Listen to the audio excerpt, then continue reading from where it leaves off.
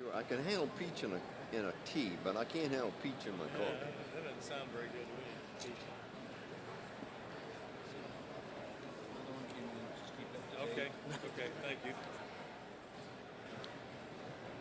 Hopefully that doesn't go on.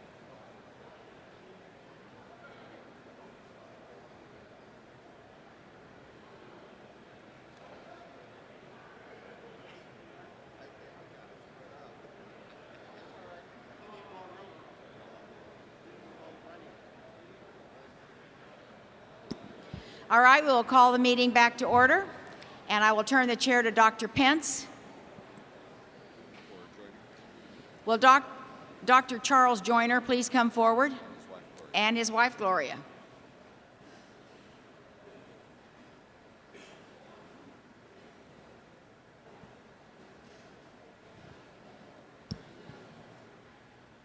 Might call for them one more time. Dr. Charles and Gloria Joyner, will you please come forward?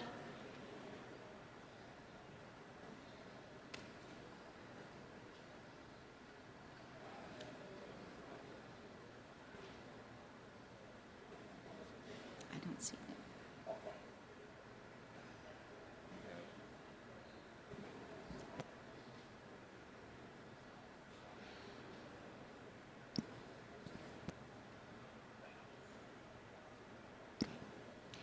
All right, we will find them and refer to them later. Will you please go to Memorial 160 in your book?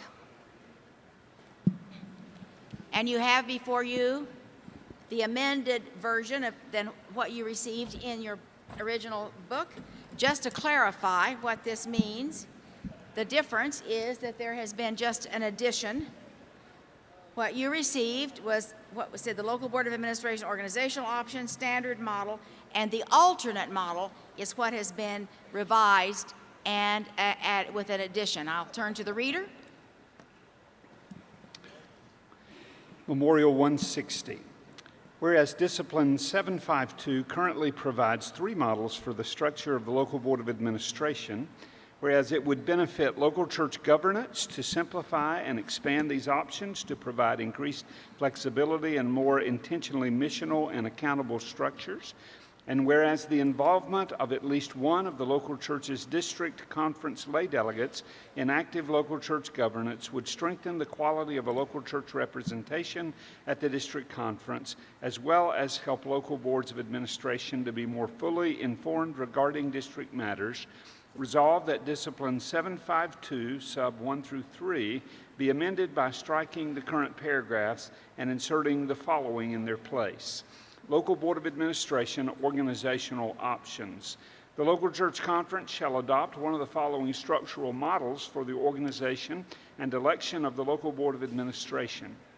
All board members shall be adult covenant members whose lives bear witness to the grace of holy living, who are in harmony with our articles of religion, covenant membership commitments, and the authority of the discipline in matters of church government, and who are faithful in worship attendance, involved in personal ministry, and supportive of the church financially, at least to the level of personal tithing. Standard model.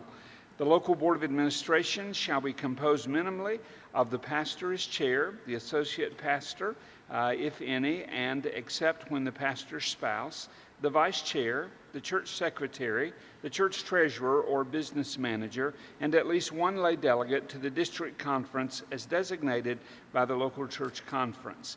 If the church has a separate board of trustees, at least one trustee shall be designated by the local church conference to serve as an ex officio member of the local board of administration. Additional members at large may be elected by the local church conference in such numbers as it shall determine. It is recommended that the total number of all voting members of the local board of administration using the standard model should not exceed 12 persons. Alternate models. Alternate models of local church governance may be considered by the local church conference in consultation with the district superintendent and with the prior approval of the district board of administration. When evaluating proposed alternate models, the District Board of Administration shall give due consideration to safeguard the following constitutional and practical principles. All local church officers, local board of administration members, trustees, and district conference delegates must be covenant members of the local church electing them. All officers, board members, trustees, and district conference delegates must be elected by the eligible voting members of the local church conference. No pastor or other official has any right to appoint an officer or declare an office vacant. Since the right to elect officers and trustees vests solely in each pastoral charge, no board has the right to become self-perpetuating by electing its own members other than temporarily filling unexpired terms when vacancies occur in the interim of the local church conferences. Due to the obvious conflicts of interest, no compensated church staff member may hold voting membership on the governing board of the local church by which he or she is employed. The only exception is the pastor, who is the chair but not an employee of the local board of administration, rather being called by the local church conference and appointed by the district conference. No covenant member may be excluded from local church leadership on the basis of ancestry, color, or gender. Madam Chair, I move the adoption of Memorial 160. All right, it is before you, and it is time for discussion. Yes, number 8. I'm sorry, the person far in the back was first. And then, Stan, you come to number 3. Madam Chairman, Wes Brown, formerly of the North Carolina West District and now ex officio WIF representative. I can't see your shirt very well. You've got a blue jacket covering it. Yes, ma'am, I'm paying homage to Bo Schembecker of the University of Michigan this morning, navy blue and yellow. That's pretty big coming from a Tar Heel fan, It isn't sure is. Madam Chairman, I move to amend this motion by striking some wording in lines 29 and 30. The wording to be stricken would read, "and at least one lay delegate to the district conference to be designated by the local church conference." District conference lay delegate representation is a different animal than serving on the local board of administration, in my view, and I would move to amend this motion to strike those words, please. To strike the words, "and at least one lay delegate to the district conference as designated by the local church conference." Yes, All ma'am. right, that is an amendment. Do we have a second? All right. All right, we vote 1 for discussion on this, or yes and no if you don't want to discuss. No. His amendment, all right. I'm sorry. It's open for debate. Sorry, I was ahead of myself here. All right, this is open for debate. All right, to number 1. He popped that thing up. Thank you, Madam Chair. Phil Farrell, Central Canada District and General Board Administration. Just a question, why would this be a problem to have a lay person at a district conference? This is not about district conference, Phil. This is about as a member of the board.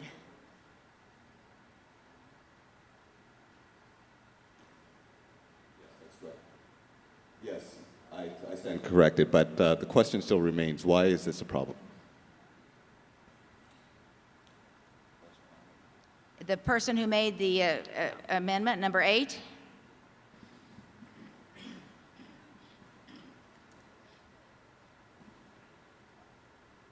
Madam Chairman, I just don't see that a person who might necessarily represent the church well at district conference would need to be automatically relegated to service on the local board of administration. I think there are educational kind of things that you can do to connect district and local church ministries without necessarily dictating that one of these persons might serve on the local board. Thank you.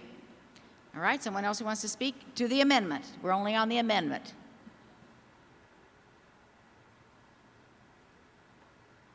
All right, are we ready to, oh, yes, Jeff.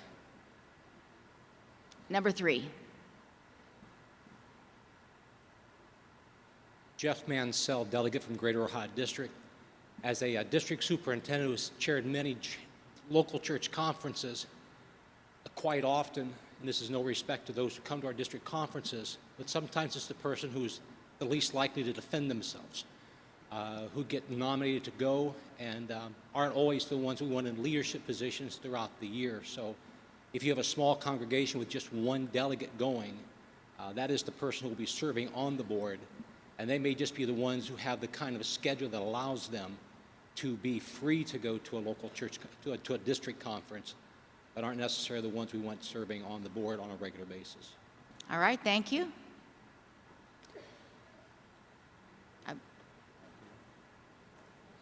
Yes, number 6. Dan Jones, Central New York District. Just a question of clarification.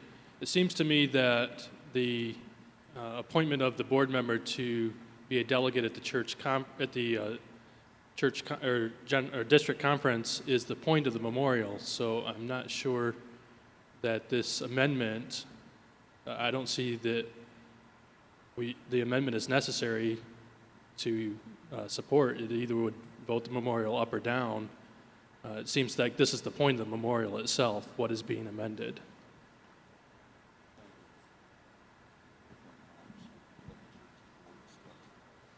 What we're looking at are different models for local church board structures. So this is as a model that could take place. So that's part of an option.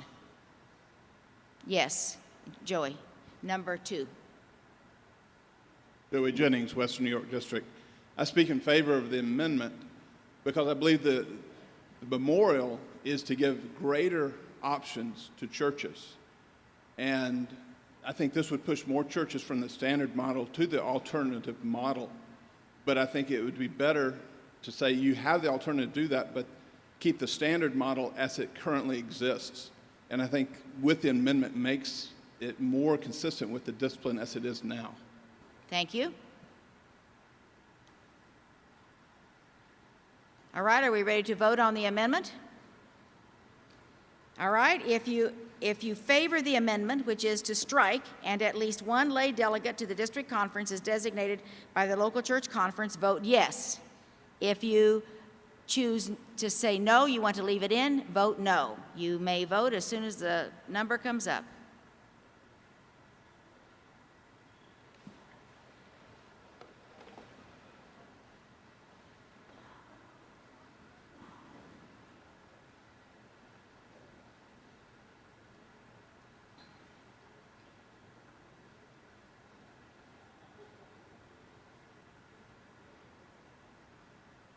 All right, the amendment passed, so that means that particular sentence that we just mentioned will be deleted.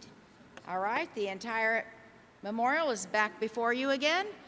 Stand number 3.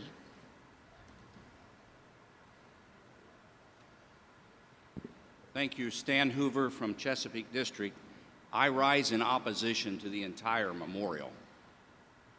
The present discipline structure allows for significant latitude in the development of a local church board, particularly in districts that are doing aggressive work with ethnic groups, inner city, working to bring about church health.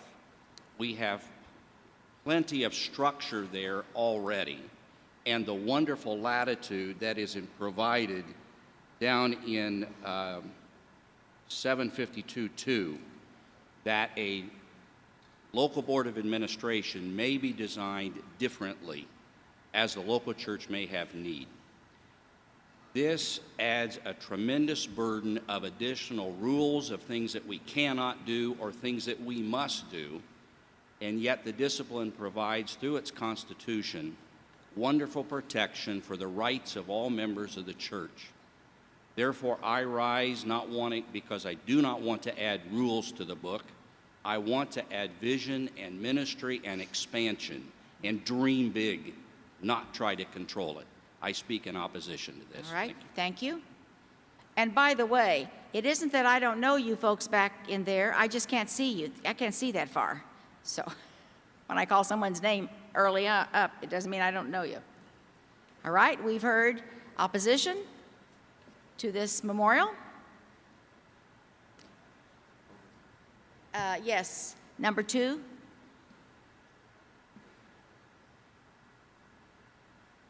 Madam Chair, Kelly Wheeler, Canada Central District, and also a walking billboard for WIF.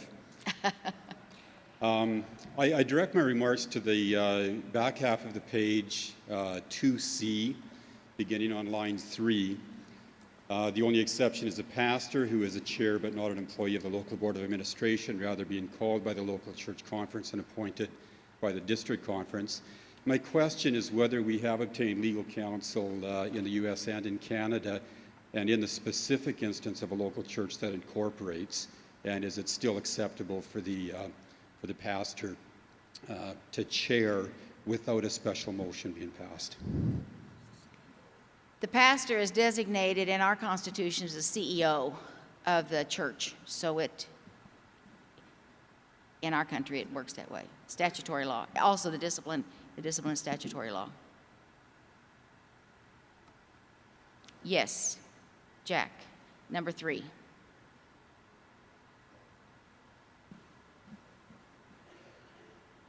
Thank you, Mrs. Chairman.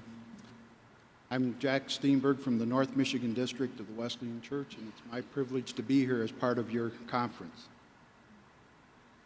Under C, under alternate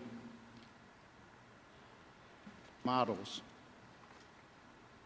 line 2, I'm thinking of the small church who might want to try an alternate strategy for their Board of Administration governing board. I'd like to suggest to you striking on line 2, hold voting membership, and replace it with vote on compensation issues on the governing board.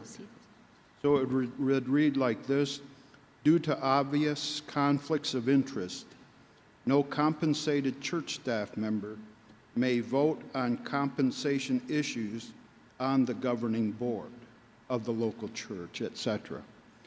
The reason I'm suggesting this is that in a smaller church, it's the possibility that a person who is doing children's church and receiving a small compensation, such as $50 a week, might also be asked to serve as the Sunday school ministry director or spiritual formation director on a small church level.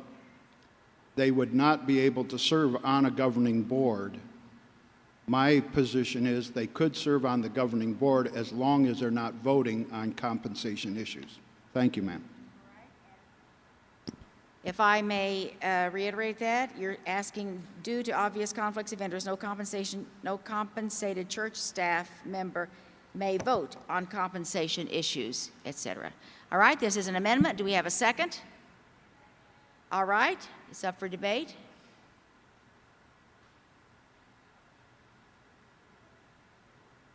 All right, if you approve this amendment, will you please punch number 1 for yes and number 2 for no?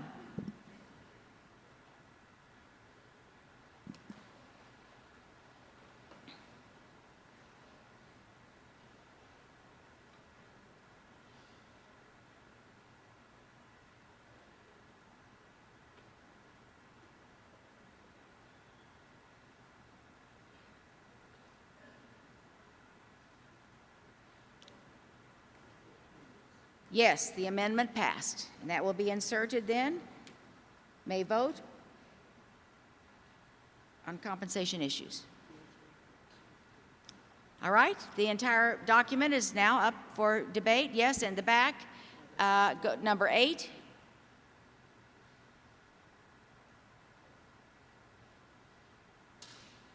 Mrs. Chairman, Kevin Myers, 12 Stone Church. And I just want to make a comment with respect to item C. Due to the obvious conflicts of interest, no compensated staff church member may hold voting membership.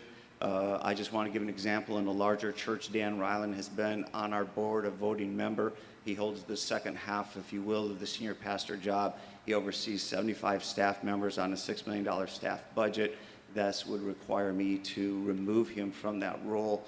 That makes a lot of sense in a smaller church. It doesn't make a lot of sense in a larger church. So I just want to state that point. I'm not going to make any amendments the body can make their own decision. Thank you. Thank you. Well, actually, the amendment covers that, I believe, Kevin, because it says that they may still be on the board, but they may not vote on compensation issues. Would that cover what you have just said?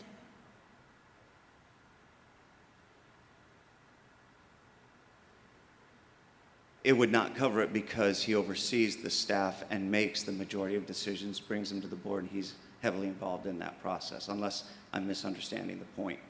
So he's involved in compensation decisions for everyone on staff except himself and myself. All right, but we may be talking about his own personal compensation. He could not be part of voting on his own personal compensation. If that's covered, I think that would do it. Very good. I believe we're covered on it. Fair interpretation. Mm-hmm. Yes, Paul, number 2. Madam Chair, Paul James, Eastern New York, New England. We live in one of the most regulated states in the Union, and therefore we're very sensitive to regulation. I agree with Stan Hoover that we already have adequate provision for diversity.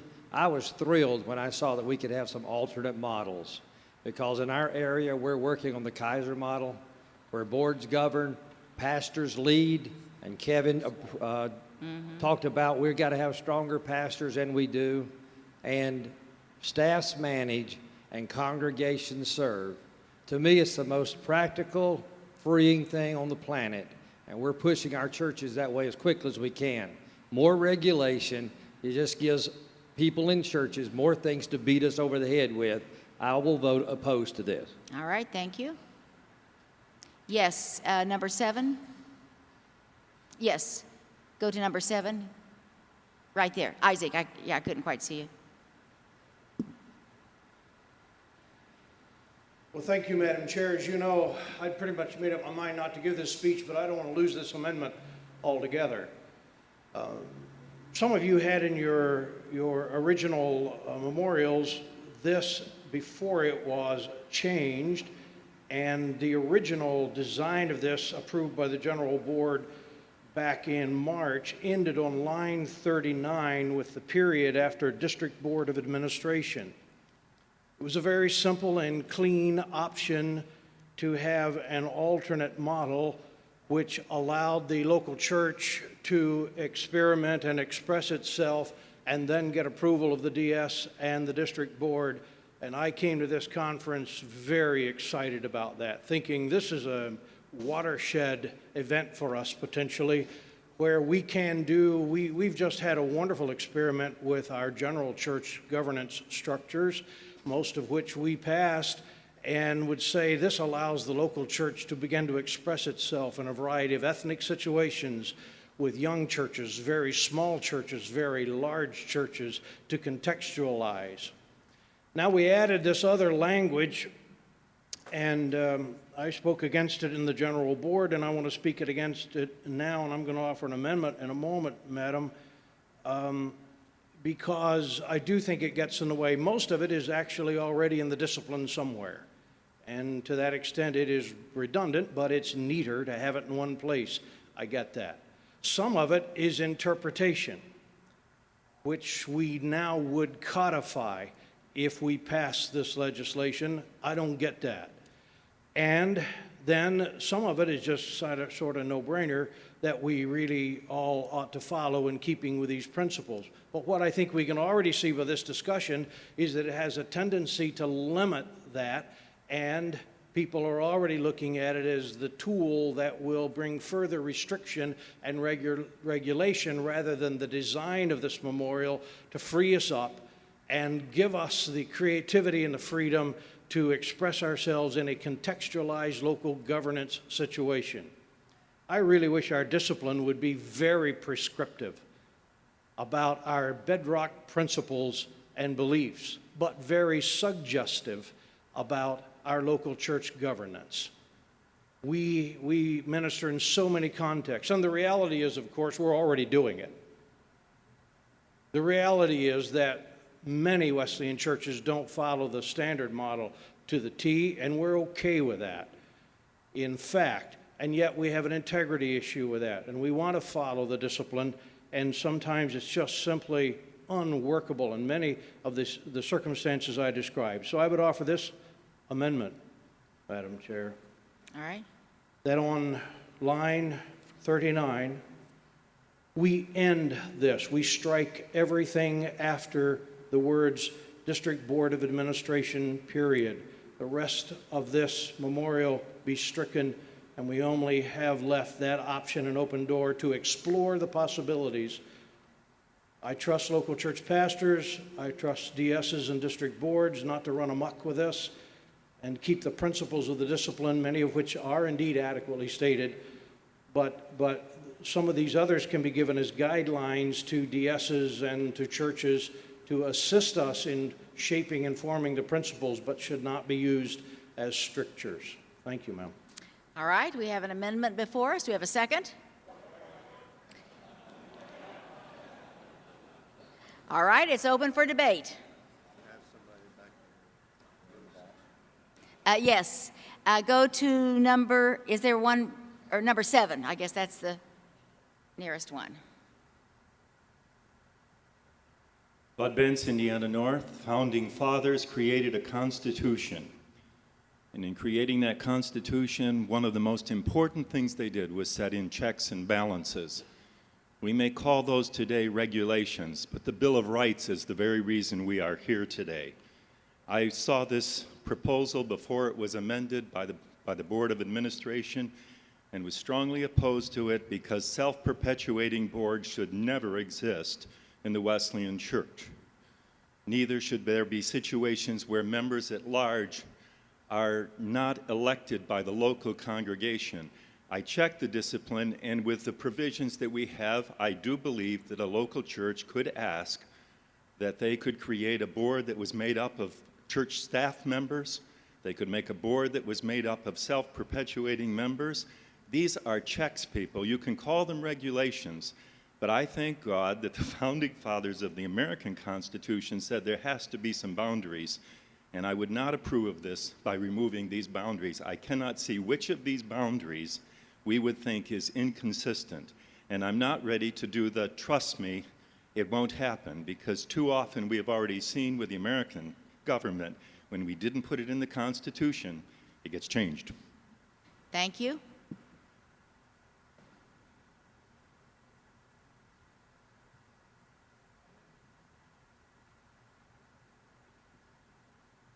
All right, are we ready to vote on this amendment? This amendment would be to put a period at the end of the original alternate on the period at line 39. And from there on would be stricken. If you approve this amendment, please vote yes. If you do not approve this amendment, please vote no.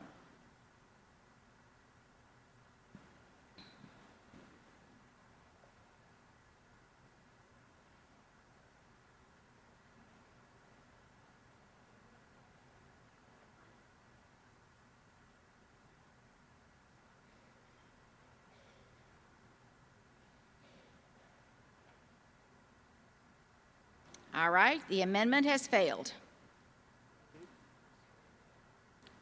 All right, we're back to the entire memorial for further discussion.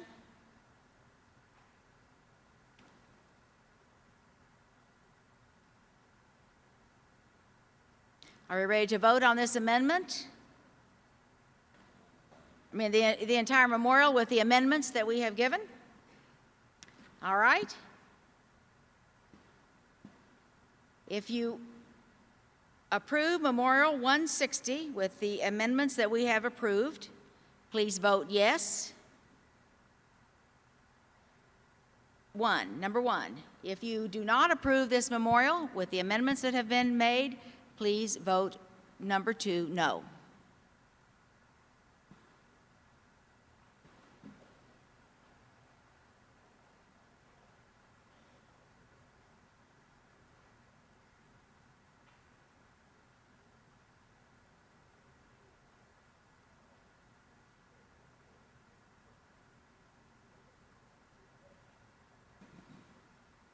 All right, Memorial 160 has been approved as amended.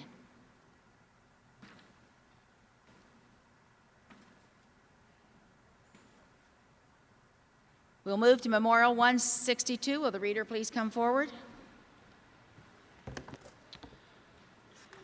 162 is found on page 48. Whereas Discipline 757 currently limits who may serve by name on the local board of administration, whereas the Constitution in 302 sub 3 protects the rights of covenant members to hold any office when it says the right to vote and eligibility to hold any office for which a person in covenant membership is eligible if not under discipline.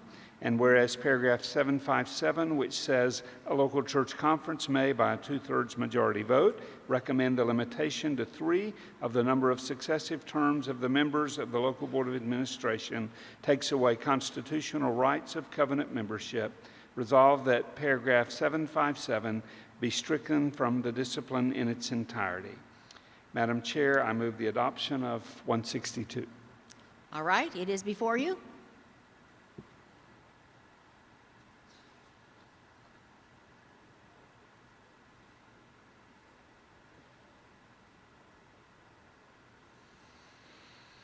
All right, are you ready to vote?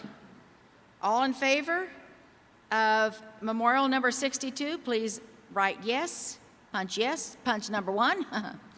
And if you do not approve memorial number 162, please punch 2.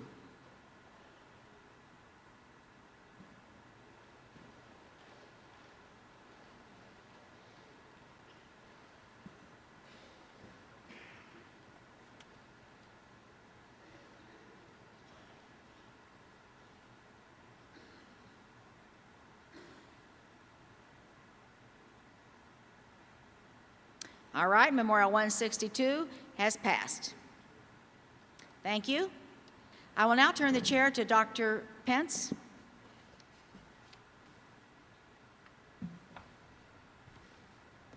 I'd like to invite Dr. Charles Joyner and his wife Gloria to join me here at the podium.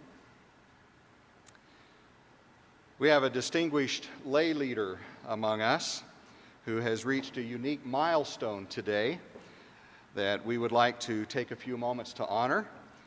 Dr. Charles Joyner holds a PhD in business administration from the University of Alabama, a master's degree in economics from the University of Alabama, and the Bachelor of Arts from Southern Wesleyan University. He's also a graduate of the Duke University Leadership Program in 1992, the Harvard University Management Development Program in 1989, and was a fellow of the American Council on Education Programs in Higher Education Administration from 1981 to 82. He's the author of numerous publications, including books, journal articles, and numerous research and planning reports in the areas of strategic human resource management, labor management relations, and strategic planning. Dr. Joyner has more than 20 years of administrative experience at the University of Alabama in Birmingham, where he served as Professor of Health Administration and then Dean of the School of Health-Related Professions from 1992 to 2000. In addition to his professional accomplishments, he's been a devoted servant of Christ in the church. In 2000, he served as interim president of Oklahoma Wesleyan University. For many years, he's been faithfully involved in his local church in Birmingham, Alabama, a member and chairman of the Board of Trustees at Southern Wesleyan University, as well as a member of the District Board of Administration of the South Coastal District. It's for another reason that we have brought him onto the platform today, though, because at this General Conference, he becomes the longest-serving member of the General Board of the Wesleyan Church, having been elected 10 times for a total of 40 years of service on our General Board. Dr. Joyner, the Board of General Superintendents, the General Board of the Wesleyan Church, and the Wesleyan Church at large say to you, thank you for your unwavering commitment to the Lord's call to lay ministry and the Wesleyan Church's call to denominational leadership. And today, sir, we would like to present to you this plaque, which says, Distinguished Service Award presented to Dr. Charles L. Joyner in recognition of his outstanding contributions as the longest-serving member of the General Board and for marking 40 years of continuous service since his initial election in June 1972, presented with appreciation by the delegates of the 12th General Conference of the Wesleyan Church, Lexington, Kentucky, and you know the dates. God bless you, friend. Let's congratulate and thank Dr. Joyner. And thank you, Gloria.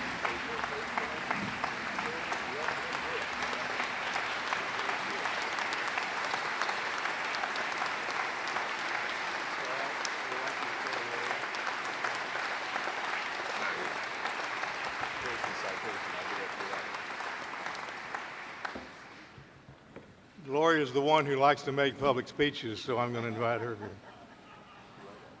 You do understand that when I was first elected, I was 12 years old. Seriously, it has been a real joy for us to serve together. Gloria has really put up with a lot for me traveling to all these boards, and the challenges have been great, but the honor has been there in doing so, and God has contributed a lot in the process to give strength and energy for doing the kinds of things that He calls us to do.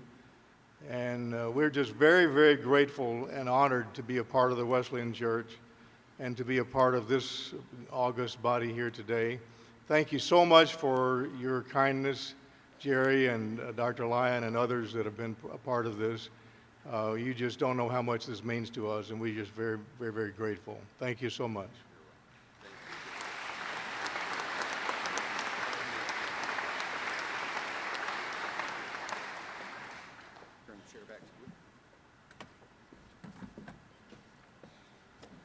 You see some very distinguished people sitting on the platform, and as tradition amongst our the holiness bodies, we have what's called fraternal delegates.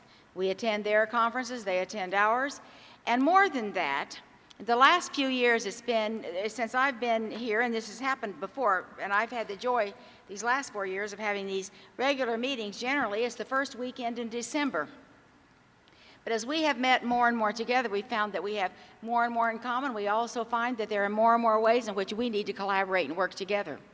So as a result of that, at the last meeting, the first weekend in December, we officially began what is known as the Global Wesleyan Alliance, and are in the process right now of working on the bylaws and ways in which we can do many more things together.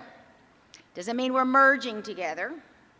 Some people have asked, does that mean merger? But you know, you date first and you kind of see how that's going to go. And so the Global Wesleyan Alliance, I guess, is maybe dating right now. I don't know. But I do believe that God works, His Holy Spirit works. And as we look at the past of the holiness movement, we see how, as you read the history of the revival and the movement that happened here in North America in particular, and how bodies came together and groups came together. And that's how we were formed to begin with. And so I believe that God is working with us again at this time with a great message that we have for the world at this particular time in history. So it's wonderful today to recognize our brothers and sisters from our own theological home and other denominations. So I'm going to ask, as I call their names, I'm going to ask them to stand. The first person on the list is Dr. J.K. Warwick from the Church of the Nazarene. Dr. Warwick, will you please welcome Dr. Warwick?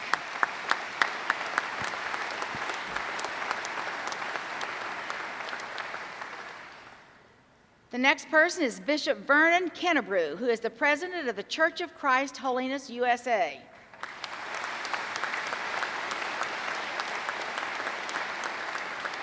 And he comes to us from Los Angeles, California, by the way. And Dr. Warwick, headquarters are in Lenexa, Kansas, which is really the greater Kansas City area.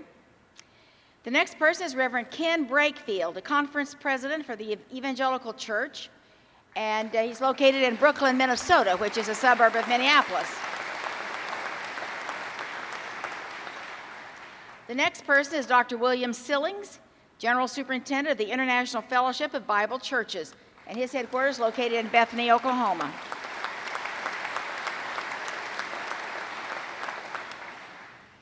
Next one is Reverend D. Dwayne Repass, Chief Development Officer of the Church of God Ministries, Anderson, Indiana.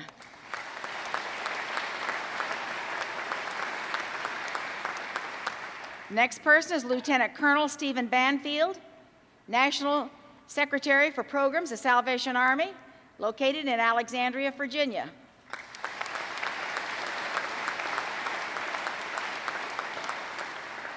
The next person is Bishop Ivan Abrams and colleague Andrew Hefke, General Secretary of the World Methodist Council, Lake Junaluska, North Carolina.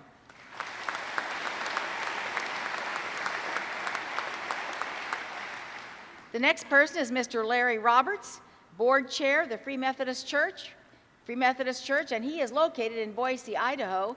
Headquarters are in Indianapolis as well.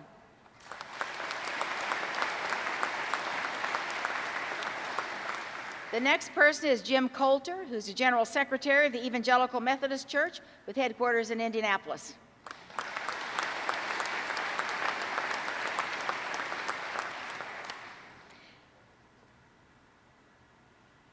And then we have 3 other fraternal delegates who are also part of our umbrella. Dr. Alberto Patascal, who's the General Superintendent of the Wesleyan Church of the Philippines.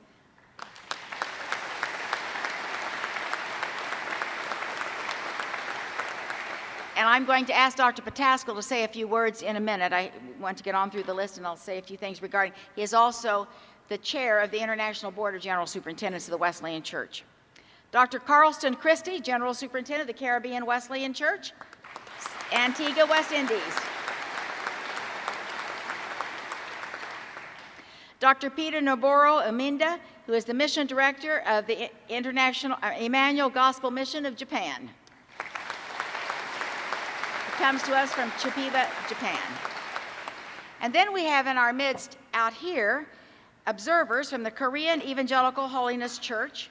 This is a group that have traced their roots back to the Pilgrim Holiness Church in the early 1900s when missionaries were sent to Korea and established the Pilgrim Holiness Church in Korea. Many of these documents have been recovered from the north, and they have just begun to find this whole history and the whole beginning of where their church, and they have said they wanted to connect with their mother. And they are a very growing church of about 800,000 members. In fact, we talk about our large churches here, but they have churches in Korea of over 100,000. So I believe we have some things to learn. So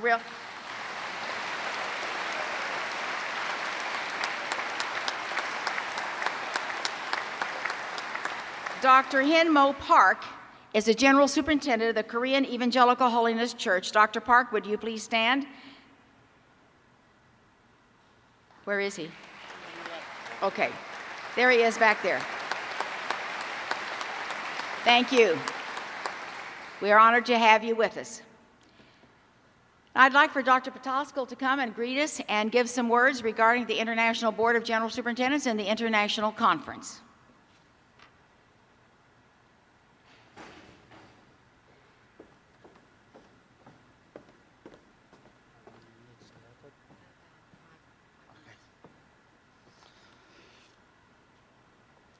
Highly esteemed General Superintendents, leaders, delegates, and friends, warm greetings from the International Conference of the Wesleyan Church and from the Philippines.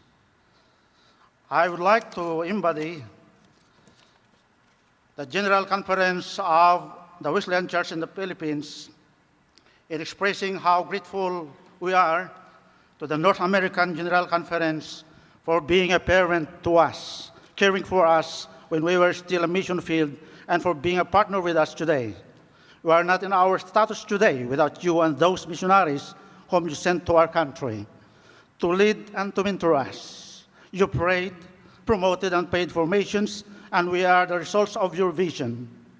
Please allow me to be historical in expressing our greetings, thanks, and appreciation. You give us 5 minutes, and the last time I give 2 minutes, so you expect additional. But I just follow what Apostle Paul did in Romans 16, 1-15. When Reverend Paul Wispal Thomas visited the Philippines in 1935, he registered the work in the Philippines in the Security of Exchange Commission. The first missionaries, Reverend and Mrs. Richard Story and family, came in 1937. They began our first Bible school and first Tagalog congregation. When war broke out in 1941, they were encouraged to return to the U.S., but they chose to stay with the new Filipino believers. Their only daughter died, and they were put to prison with their two sons until the war ended in 1945. What a great example of sacrifice. The Bible school reopened in 1947 when William and Mary Dudley arrived. They had a vision to put the school in Manila, but not materialized because of lack of funds. Dorothy Abel, Ted and Vilma Wilson, and Meredith House came also to assist the work and in reviving the Bible school in Cabanatuan City. In 1949, Paul William Thomas, his father, registered the church, while he himself authored our discipline. And with his family arrived with Miss Floraville's letter. In 1951, Wayne and Virginia Wright arrived and assumed the leadership of the school. One of the standing accomplishments, he relocated the school from Cabanatuan and to Rosales, and from that place, two leaders emerged, me, myself, and Johnny Guillermo, the secretary of the International Conference of the Wesleyan Church. Thank you, Dr. Wright. You have done the right thing in the right time. In 1949, Paul William Thomas, his father, registered the church while he authored our discipline. And in 1960, Paul and Darlene mixed with Robert and Julia Smith came to help in the lifting up of scriptural standards for ministry, which was integrated into major concerns being pursued in indigenous support, financial support, and Bible training. That's why we will train to be indigenous. Of course, we could not forget Paul and Darlene Mix, and with Robert and Julia Smith in our hearts. In 1965, Paul and Jean Walborn arrived to bolster the church planting program and opened the Palawan and Cebu Bible College. Those of you who are working with him in the Work and Witness team, thank you very much.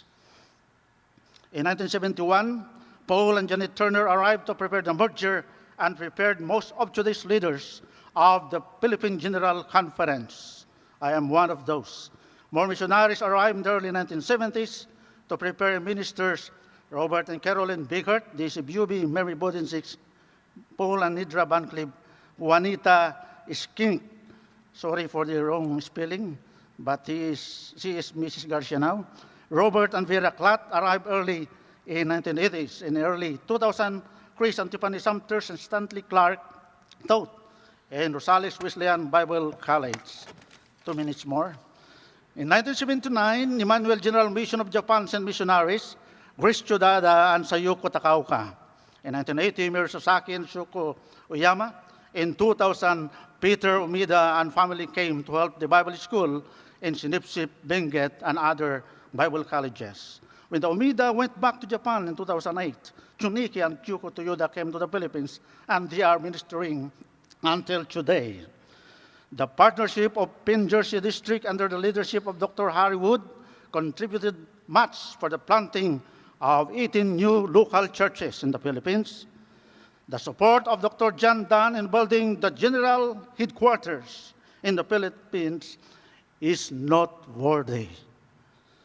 The continuing partnership of global partners through Jesus Full Ministry under Dr. John Connor facilitated the beginning of more than 33 churches. Word Hope International Ministry ushered more than 300 students and uplifted 2 tribal communities. Holly Hill Wesleyan Church under Pastor Mark Mullins and Dr. Cedric Diang is a lasting partner and supporter. The support of Dr. and Ms. Jerry Pence, Steve Mix and family to Jabez Project is very encouraging. Thank you very much. Eddie Garcia and Vista Wesleyan Church erected 6 church buildings. Norwalk Wesleyan Church, Hoyne Avenue Wesleyan Church, and others who are still in partnership with us today. Words and time is not enough to mention all the unsung heroes who extended help to us. We are praying that God will return back to you a thousandfold blessing in all aspects. Lastly, before I stop, I would like to affirm that you missionaries who left your comfort zones, sacrificed, and spend your prime time in life in a foreign country like in the Philippines with your family. You leaders, supporters, and partners in missions, because of your love to the Lord Jesus Christ, you are worthy to be emulated and mentioned. You are considered from the hearts of the Filipinos as markers of history, makers of theology, and marvelous in philosophy. That the best thing in life is to invest for eternity. Mabuhay kayong lahat. God bless you all. A million thanks.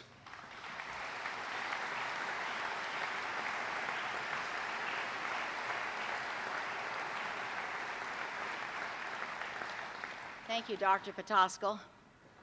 But one thing that he didn't say, he gave us a lot of praise here in our country, but really the ministry of the Wesleyan Church started in the Philippines by a converted migrant fruit picker in California by the name of C.T. Bullock, who a revival went through among the fruit pickers, and they decided that they needed to send someone back to their home country to start the revival fires there.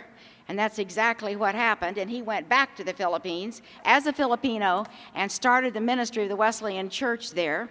It's very fascinating when you look at the history. One of his major prayer supporters was a woman by the name of Anna Eisenhower, the aunt of Dwight D. Eisenhower, who was formerly the President of the United States. She was a holiness saint and a prayer warrior, and she had money. All three together, you can't beat that.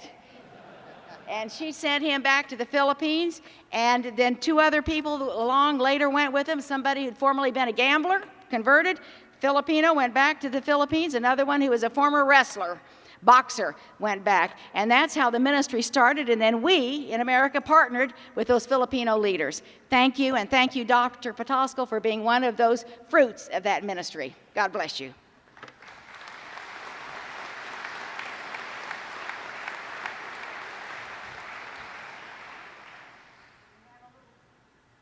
We have a little time here, and those who've been on the general board know that actually I don't give many breaks, and we move fast. So we will now turn to Memorial 165 to get this in before lunch. Memorial 165 is not recommended. All right, yes, I see that. Number 8.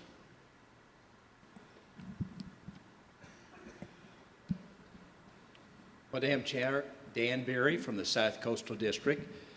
A few years ago, I was approached by a pastor who asked the question, how come you district superintendents have permission from the discipline to nominate your assistant district superintendents, and yet us pastors are not allowed to nominate the vice chair, which is a vital role in the discipline and the life and the organizational structure of the Wesleyan Church.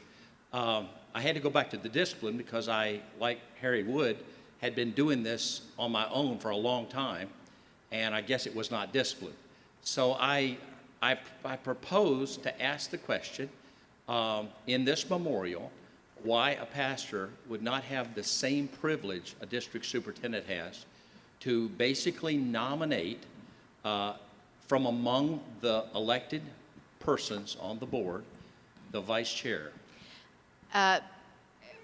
Dan, are you asking for this to be read? I am. All right. We need a second. All right. All in favor of this being read, please say aye. All opposed? No. I believe the ayes have it. I did hear that one right, I think. All right. We will have it read. Whereas the district superintendent nominates her assistant district superintendent, and the district board elects. Whereas the role of the vice chairperson has a significant relational connection with the local church pastor, and whereas the local church pastor should have similar option to nominate the position of vice chair to the local board of administration and the board elect, resolved that the first sentence of the present discipline 773 be amended by adding the words, "The pastor shall nominate and," prior to the first sentence. The rest of the paragraph shall remain unchanged. The revised first sentence would then read, The pastor shall nominate, and the local board of administration shall elect one of its members as vice chair. All right, it is before you.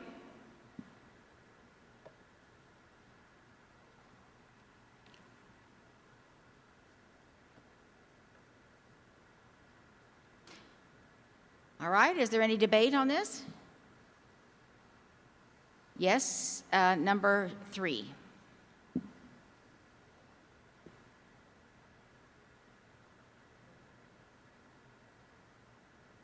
Kathy Kelly, lay delegate from the Western New York District. Thank you, Madam Chair. I was kind of hoping I wouldn't have to come up here, and because it's with a really heavy heart, I've actually served on 3 local boards within the Western New York District of the Wesleyan Church. One of my experiences, unfortunately, would lean towards if the pastor, the senior pastor, was empowered to nominate that person. There are cases where, unfortunately, I think that's giving too much power to the pastor. All right, thank you. Yes, number 8.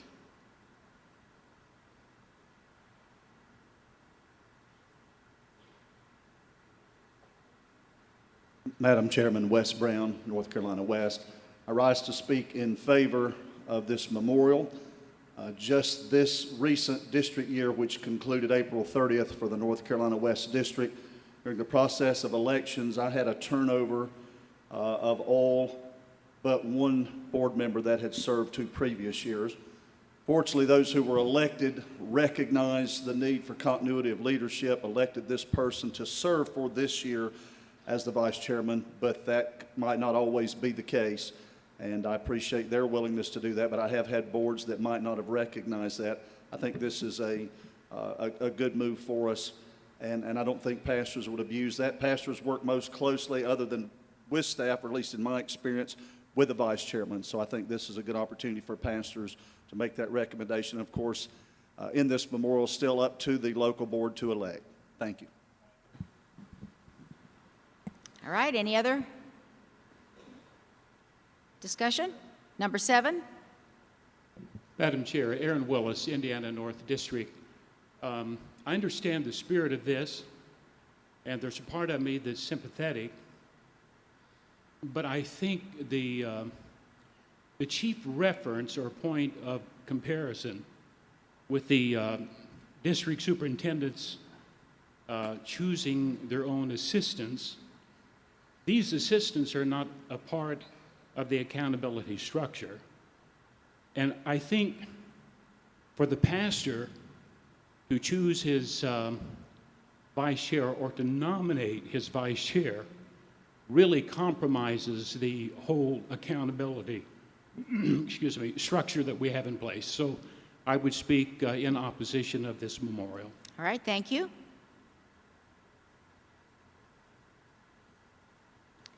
Anyone else? Are we ready to vote? Oh, I'm sorry, over here. Number 4. Eckert, Indiana South District. I'm sorry, state your name again. Mark Eckert, Indiana South District. Thank you, Mark. I would speak in support of this recommendation because even though the pastor would nominate the vice chair, it still has to be voted on for that to take place. And I think it would give latitude and liberty for the pastor to be able to work with someone that they may have a match with. Thank you. In the back, number 8.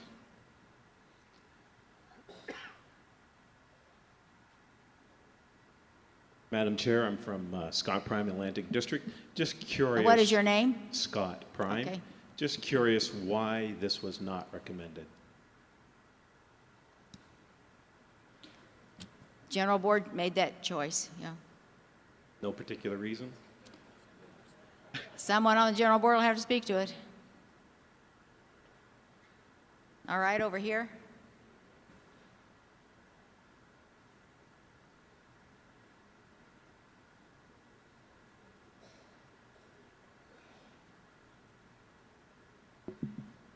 Louise Carlton, Shenandoah District. Having come from a church of 110 years and very historically embedded in great leaders that was utterly destroyed by chairmen who were endorsed by the pastor, I could not in any way endorse voting for the pastor to make that choice. We have suffered through great, and the church has been destroyed. I think that the people of the church know those who are in the church, and they need to be able to make those decisions better than those who come for a short period of time and have not known the people as well. So I speak in opposition. Thank you, Louise. Yes, number 8. Here, number 8. I think we are confusing this motion with the pastor appointing or electing this person. This person is elected by the board, nominated by the pastor. We are here as a district general church, and our main issue when we go back home is to build strong, healthy churches that are missional, that are happening. And there, we need to give our pastors just an option to be able to choose that vice chairperson, to nominate that person, and let the board elect that person.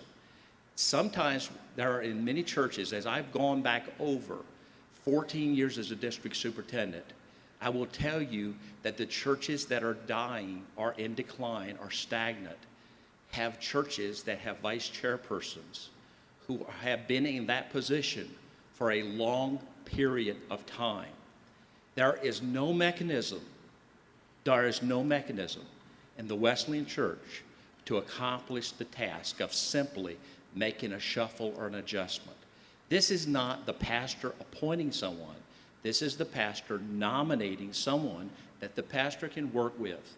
And especially a new pastor coming in, that vice chairperson. In fact, our sister denomination, I believe, does not use the term vice chairperson, because in many cases, a vice chairperson who's been in that church a long period of time has more leverage and power or more leadership input than the pastor. And so it just allows a new pastor or an existing pastor to make some shuffle of a nomination, and the board has to elect it. So it's not the pastor electing this person, it's the pastor nominating, and then the board has to go along with that nomination and elect that person. It's a small tool, it's a small help, it's a small adjustment, but I believe it's a vital thing for us as a denomination, and especially stagnant and dying congregations. Thank you, Dan, for that clarification.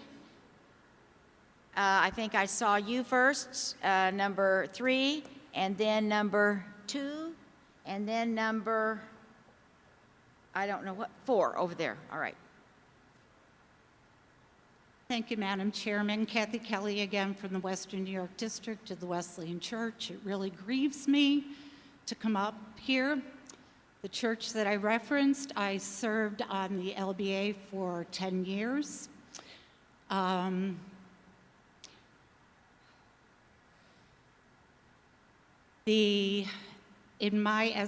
of the hardest decisions I've made in the Wesleyan Church was to separate from that church. I saw the LBA go from 7 members to, I believe it's only 5 or 4 now. If that pastor, I'm sorry, wonderful man of God, but it's a church of power brokers.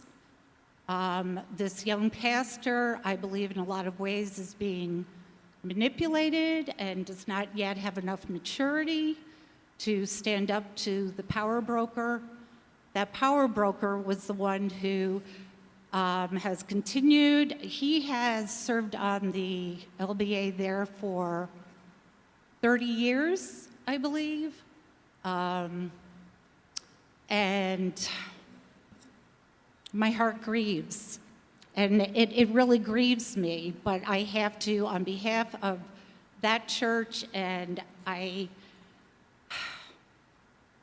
hope it is such a rarity in our denomination, but I do not believe, at least in that one case, it serves that church to give that power to that senior pastor. All right, thank you. Yes, number 2, and then number 4. Madam Chairman, Marlon Hodel, Tennessee District. I think one thing that we have to keep in mind on this resolution, the discipline states elsewhere that this nomination would be from members who are already elected by the congregation as a part of that board. You do not appoint someone as vice chairman of the board who is not already a board member. And so I speak in favor of it, recognizing that this person has already been elected as a board member. The board already elects their vice chairman from among those who are on the board. This just gives the pastor a tool to have some input in whoever is on the board that he can work with best to fulfill the mission of the church. I speak in favor of the motion. Thank you. Number 4. Madam Chair, Dan Leroy, North Carolina East General Board.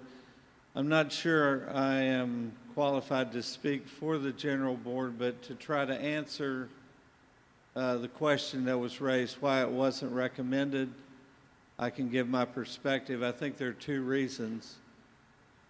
I think the first reason is because we all have stories of abuse from both sides. Pastors mistreating people, people mistreating pastors, and felt like the balance that is currently there in our structure at least works to help balance that out a little bit. And I think the second reason is because of our historic value of laity. We came out of a mother church that in its original conferences didn't even have laymen at the conferences. It was just preachers. And part of our historic value is to elevate the role of the layman in church matters. And so we've tried to protect that down through our history. And one of those ways is that there's a chairman of our local church board who is a pastor, and there's a vice chairman of the local church board who's a layman. So I think that maybe the general board felt like this flew in the face of that history a little bit and hesitated to recommend it. Could be wrong, but I think those are the 2 reasons. Yes, thank you, Dan. That was. All right. Back here, number 7, and then number 3.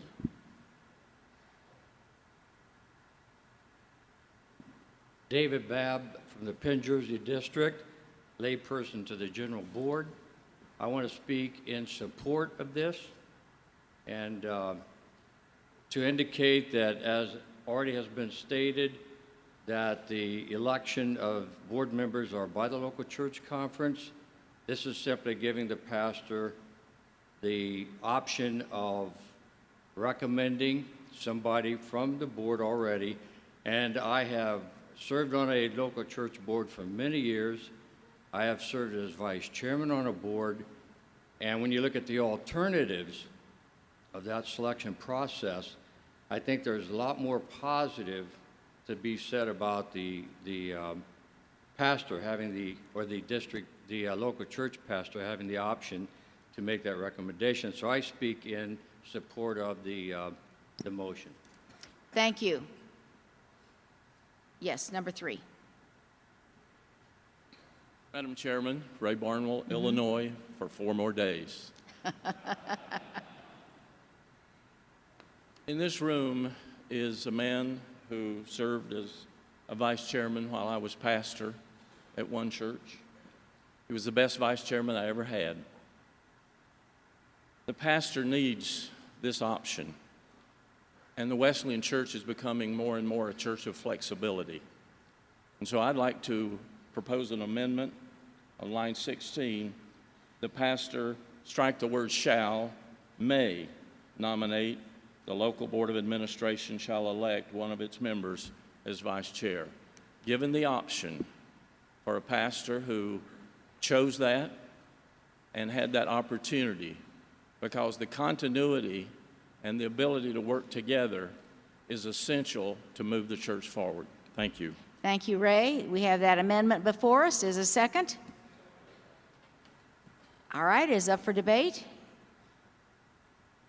Yes, number 8. This is the amendment.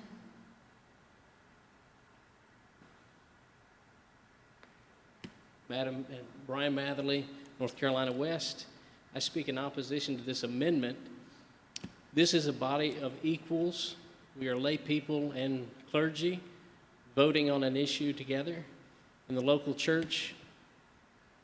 I think it would be very difficult for a pastor who might want this to see a layperson-dominated election, to see this passed.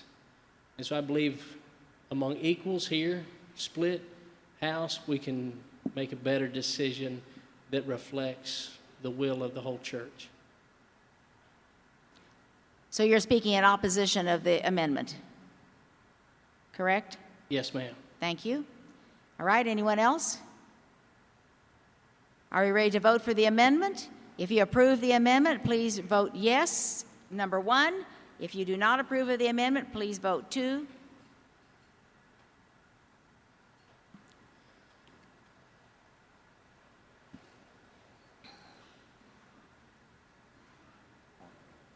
Okay, good.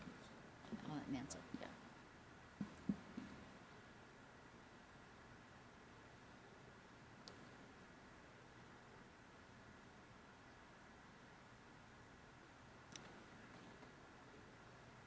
All right, the amendment has passed. So that would read, the pastor may nominate, and the local board of administration shall elect one of its members as vice chair. The entire memorial is before you. Any other discussion? Yes, number 7. I see 2 people waving back there. And so number 7, the person down the aisle from you may follow. Madam Chair, Chris Yes. Conrad, West Michigan District. I call the question. All right. Do we need to vote on calling the question? Is he moving your previous? He's, no, yeah. Okay. So, you have to vote? All right, it's not debatable. We need a second to call the question. All right, it takes 2/3 vote to call the question. If you want to call the question, please vote yes. If you do not want to call the question, please vote no. We will do it with our pad. Whoop, I voted too soon. Wait till that number comes up. There we go.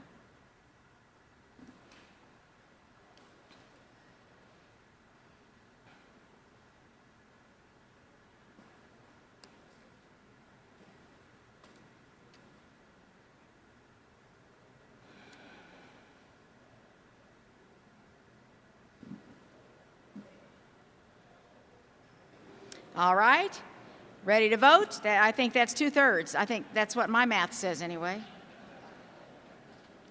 All right, we are ready to vote on memorial number 165. If you vote to approve the memorial as has been amended, please vote yes.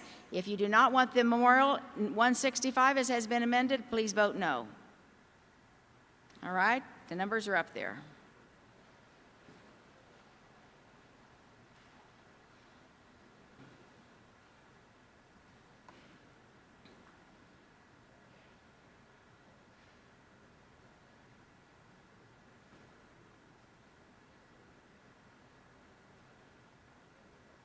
All right, Memorial 165 passed as has been amended. Thank you. We will take recess for lunch. We are inviting the fraternal delegates to a special luncheon in Elkhorn Room B, and they will meet us there, and we will have further discussion with you and further things to talk about in that meeting. Thank you very much. See you at 1 o'clock. Well, you're